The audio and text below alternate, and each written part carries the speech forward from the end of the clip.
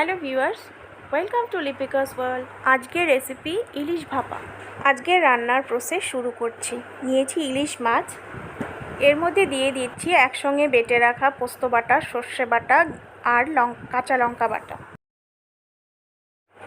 তারপর এর মধ্যে আমি অ্যাড করছি স্বাদ অনুসারে নুন আর হলুদ। এরপরে দিচ্ছি সর্ষের তেল। এরপর জাস্ট কয়েক দানা চিনি অ্যাড করছি। চিনি অপশনাল, আপনারা স্কিপ করতে পারেন। মশলার সঙ্গে মাছ খুব ভালো করে মিশিয়ে নিচ্ছি। এরপর একটি ঢাকনা সহ টিফিন বাটির মধ্যে মাছগুলো তুলে নিচ্ছি। ইলিশ ভাপা রান্নায় আমি ঝাল একটু বেশি ব্যবহার করি, তাই সর্ষে আর পোস্তর সঙ্গে কাঁচা লঙ্কা বেটে দিয়েছিলাম।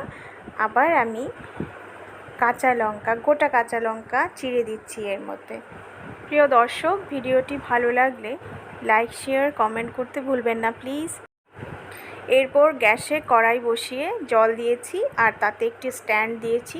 তার উপরে বাটিটি বসিয়ে দিয়ে হাই ফ্লেমে 10 থেকে 15 মিনিট রান্না করতে হবে।